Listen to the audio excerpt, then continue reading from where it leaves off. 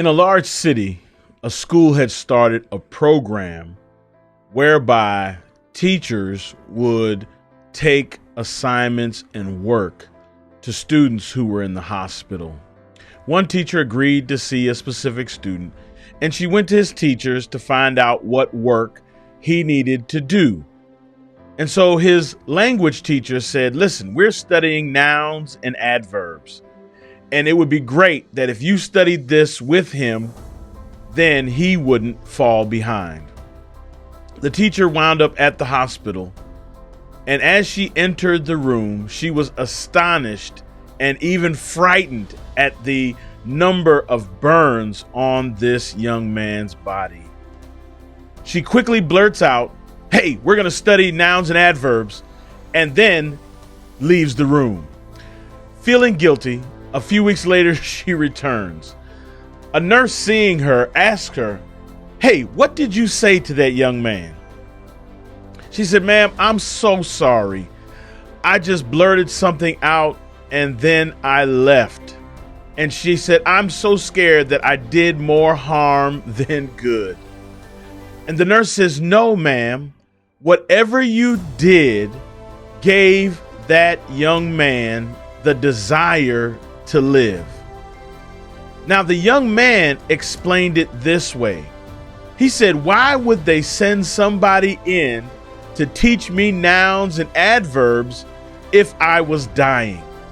Sometimes hope comes in the form of a person. The boy with the burns needed to believe that he would recover. Loneliness and despair, y'all, go hand in hand. And many times loneliness is because of some tragedy that happens, or maybe some mistake that we've made, or even being left out. In our lesson this week, we find two individuals who are suffering. One is a woman who has an issue of blood, and she's been isolated because of this issue for a number of years. She can't socialize, she can't go around her family, and despair is setting in. The second story is about a rich ruler who has a daughter that is dying.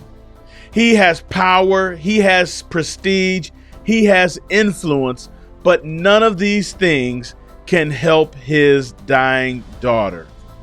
Our key text this week is this: when she heard about Jesus, she came up behind him in the crowd and touched his cloak, because she thought, if I just touch his clothes, I'll be healed.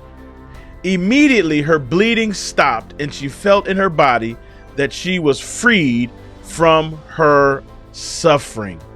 In both instances, there's loneliness. In both instances, there is despair. And yet, in both instances, Jesus is the answer.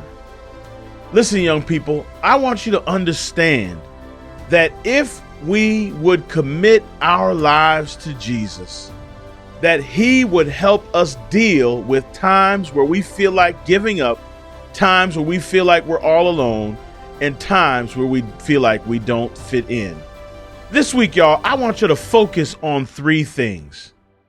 Number one, understand that your own uniqueness is a gift from God. Number two, sense a responsibility toward the lonely and grieving.